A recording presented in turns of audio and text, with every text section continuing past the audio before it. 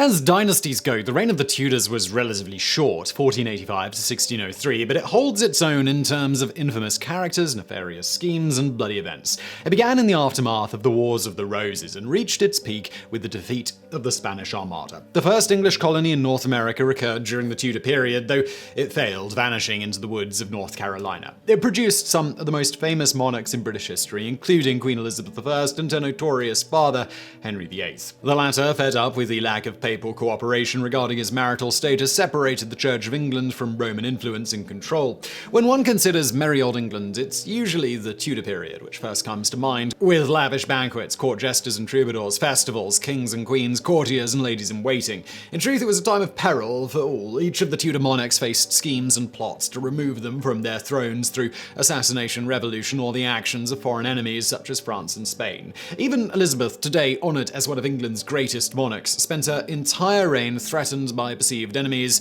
some real, some not. Here are 10 facts you might not know about the Tudors. Number 10. Queen Elizabeth was not universally loved. The queen, known as Good Queen Bess, ascended to the throne upon the death of her half-sister Mary, a Catholic. Elizabeth, a Protestant, spent nearly a year in prison under her sister's orders during the latter's short reign, an indignity she long remembered. She spent much of her reign resisting pressures to marry, using her availability as a suitable bride as a diplomatic tool in negotiations with foreign entities. Believed today to have been a popular, even idolized queen, she in fact had enemies across her reign who desired her removal, some for religious reasons, some for political reasons, and some for revenge. At least 9 known plots to assassinate her are documented. There were likely others. Several revolved around the placement of Mary, Queen of Scots, another Catholic and Elizabeth's cousin, on the throne of England. Good Queen Bess responded by keeping Mary imprisoned under house arrest for 19 years. Eventually, Elizabeth had her beheaded after Mary was convicted using evidence likely planted by Elizabeth's supporters. The Ridolfi plot, another assassination scheme, involved Elizabeth's cousin, Thomas Howard, Duke of Norfolk. He paid for his plotting with his head. After several papal bulls excommunicated Elizabeth, Pope Gregory XIII announced assassinating the Queen would not constitute a cardinal sin, all but encouraging English Catholics to kill their Queen. Number 9. Henry VIII executed far more than ex-wives. Henry VIII is arguably most famous for the beheading of his wives after they lost favour. In truth, only 2 were executed, and both for treason. Anne Boleyn, mother of Elizabeth I, and Catherine Howard lost their heads. Jane Seymour died in childbirth, and his other divorced wives received generous settlements from the king. Anne of Cleves received the title the Sister of the King as part of her divorce. His Majesty's beneficence to his ex-wives was decidedly out of character. During his reign, more than 72,000 executions were carried out, which does not include the executions of criminals convicted at the dock. Merry old England was quite the dangerous place. Councillors and courtiers who fell out of favour and who lacked the good sense to exile themselves often found themselves kneeling before an executioner wielding an axe. Among them were Sir Thomas Moore, at least 4 gentlemen of the court accused of adultery with Anne Boleyn, Thomas Cromwell, who arranged Henry's marriage to Anne of Cleves, and 2 others for adultery with Catherine Howard. The executions for adultery were necessary to cover the charges of adultery under which Henry executed his 2 ex-wives. After all, they had to have had someone to commit adultery with. Although beheading was common, Henry's minions also executed prisoners by hanging, burning at the stake, and, in one case, via starvation. Number 8. Henry VIII created the Royal Navy. When Henry VIII wasn't concerned with his line of succession and suppression of his enemies, he spent considerable time and money building a navy. Considered the father of the Royal Navy, Henry built a fleet which gained considerable prowess with powerful ships of modern design. When Henry ascended to the throne in 1509, he inherited the Tudor fleet, consisting of just 7 ships. Just 5 years later, the fleet had 31 vessels. Henry created the Navy Board, hired the best naval architects he could find, and used tax revenues to fund his vessels. While his Navy Board concentrated on acquiring and maintaining the fleet, Henry turned his personal attention to the permanent shore-based establishment. Henry set aside lands for royal dockyards, created a school to teach navigation, and designated woodlands as the king's trees to provide timber for ships. He was the first English monarch to maintain a portion of the navy as active during peacetime, with a fleet of 30 ships at sea. The others were placed in ordinary, idled but available for quick activation should the French or Spanish commit some indiscretion demanding their return to service. In 1540, 1045, Henry created a Council of the Marine with 7 officers, each in charge of a specific branch of service. A Lieutenant of the Admiralty presided over the board, the direct ancestor of today's Admiralty. By then, his fleet exceeded 80 ships. The Navy did not receive the appellation Royal Navy until the Restoration, but Henry VIII very certainly gave it royal attention. Number 7. Henry VIII was not short and obese for most of his life. A commonly held perception of Henry VIII is of a short, obese glutton, a turkey leg in one hand, a wine chalice in the other, enjoying an immense feast. It's a false image, at least for most of his life. Henry stood over 6 feet in height, with a large chest, broad shoulders, and strongly developed legs. An athletic man in his youth, he enjoyed hunting, falconry, and jousting. His contemporaries considered him an attractive man, though in some cases that may have been deference to a temperamental king. He was well educated to the point that he became the first British monarch to write and publish a book. Ironically, it was in defense of the papacy, in opposition to Martin Luther's 95 Thesis. The Pope liked the book so much he bestowed the title Defender of the Faith on the king. When Henry later broke with the Catholic Church, he decided to retain the title, which remains part of the style of the British monarch to this day. As he grew older, infirmities of age and an old jousting wound which never completely healed plagued the king. His ability to exercise waned, his appetites did not. Late in life, Henry grew morbidly obese, unable to move without assistance. Historians have long speculated over various illnesses and their causes, though most now agree that syphilis was not among them as was once believed. Number 6. By legal definition, Anne Boleyn could not have committed adultery. Henry VIII went to extraordinary lengths to establish a legal authority for the trial and execution of Anne Boleyn. Her crime was adultery, which, against the king, made it not only immoral but treasonous. Several men were accused of participating in adulterous conduct with Anne. Among them was George Boleyn, Anne's brother,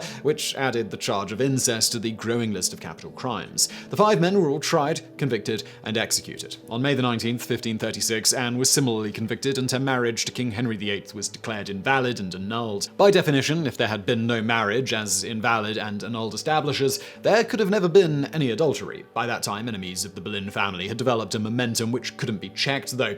Anne was executed the same day at Tower Green by a French executioner who used a sword rather than an axe. In truth, there was little evidence of her engaging in extramarital relationships. She simply fell out of favor with the king, who was enamored with Jane Seymour. Henry simply looked the other way as her enemies took vengeance upon the queen. Number 5. The family surname was a variation of Meredith rather than Tudor. The family name of the Tudors descended from a Welsh family whose patronymic name was Maredudd, from which the name Meredith later arrived. Some believe the name Tudor to have been derived from the Welsh Tudor, a form of Theodore. At any rate, it was Owen Tudor who established Tudor as the surname for the dynasty. Had he not, the architectural style of beam and plaster houses might be known as the Meredith rather than the Tudor style. At any rate, the Tudor monarchs and their relations seldom, if ever, used the name in any manner. One reason they ignored it was its relationship to a Welsh adventurer from which it descended. The Tudors considered their status as a royal family outweighed the need for a family name.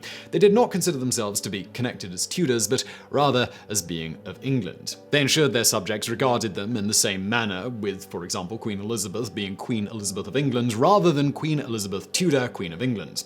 During their dynasty, the name did not appear in any official correspondence or document. Number 4. The Castlings and Thomas Moore ruthlessly persecuted Protestants during the Tudor reign. Thomas Moore was not of the Tudor family, though he served its monarch Henry VIII. He remains one of the most famous people of the Tudor age and is a saint and martyr of the Roman Catholic Church. During the earlier years of the reign of Henry VIII, Moore and the king were in agreement regarding opposition to Martin Luther and the Protestant Reformation. Moore actively persecuted Protestants in Henry's realms. As Henry's Lord Chancellor, Moore actively interrogated and tortured heretics, including, according to contemporaneous sources, through the use of the rack and burning. Apologists for Moore deny such accusations, as did Moore himself during his lifetime. Yet the evidence persists. The standard punishment for heresy at the time, burning at the stake, was widespread throughout England, and as Lord Chancellor, Moore was certainly aware of its use. His own writings contain several references to those burned for heresy, in which he always notes his approval of the action, even if he did not order it personally. Thomas Moore eventually fell out with Henry VIII, which led to his own execution and beheading. Over the centuries, his detractors and supporters continued to fiercely debate the sanctity of Thomas Moore, and in 1980 he was included in the calendar of saints and heroes of the Christian Church by the Church of England. Number 3. There was an heir in line following the death of Elizabeth. The death of Elizabeth I, unmarried and childless, left the Tudor line without an heir to the throne, according to the widely held belief. Prior to her death, and with her knowledge, some arrangements were made for King James VI of Scotland to ascend to the throne of England, ending the Tudor dynasty, replacing replacing it with the Stuarts. As noted earlier, the Tudors did not consider themselves to be of the family dynasty, but rather of England. Nonetheless, there was another branch of the Tudor line with a claim some believe legitimate to be the rightful heir to the throne. They descended from Mary, daughter of Henry VII and sister of Henry VIII. Split into two branches via marriage, several members traced themselves in a direct line to Henry VII, the first Tudor monarch. As it became evident Elizabeth would die childless, members of the line of succession became known as the Suffolk claimants. Political maneuvering and schemes prior to Elizabeth's death ensured that none of their claims could be established as valid, and that James VI held the most viable claim to the English throne. As in all things political during the age, support of Catholics and Protestants was essential to a continued monarchy in England, and James VI claimed the most of both. Number 2. A total of 6 Tudor monarchs reigned during the dynasty. There were 6 Tudor monarchs during the period of their reign, beginning with Henry VII following the Wars of the Roses. Henry VIII, his son, succeeded him. In turn, Henry's son succeeded him as Edward VI, just 9 years old when his father died. The real power behind his throne fell to his uncle, Jane Seymour's brother, the Duke of Somerset. Under Edward VI, the first version of the Book of Common Prayer appeared, alienating both Catholics and Protestant reformers. Edward's reign was short, just under 6 years, and as he was dying in 1553, he named Lady Jane Grey, a cousin, as his heir. With his death, the male line of descent came to an end. Queen Jane held her throne for all of 9 days before Mary Tudor deposed her, becoming Queen Mary. Lady Jane spent the remaining few months of her life in the Tower before she was executed for treason. Queen Mary earned the sobriquet Bloody Mary for her vigorous persecution of Protestants and the restoration of Catholicism in England. During her reign, Thomas Cranmer, who authored the Liturgy for the Protestant Church of England, the Book of Common Prayer, was denounced as a heretic and burned at the stake. He was but one of many. Mary also imprisoned her sister and remained suspicious of her throughout her reign. Upon her death in 1558, the Protestant Elizabeth ascended to the throne. She was the last Tudor monarch. Number 1. It was ecclesiastical property which enticed Henry VIII to break from Rome. When Henry VIII broke from the Catholic Church, he had far more than a marriage in mind. Across England, Catholic churches and monasteries controlled large estates and derived great wealth from them. Between 1536 and 1542, Henry exercised his authority under the Act of Supremacy, in which Parliament established him as supreme head of the Church of England to systematically loot the Catholic properties. Henry shut down convents, monasteries, priories, and abbeys. He transferred their income, lands, and other sources of wealth to the crown, an influx of cash at a time in which it was badly needed. Henry used the money allocated to the crown to help fund his pet project, his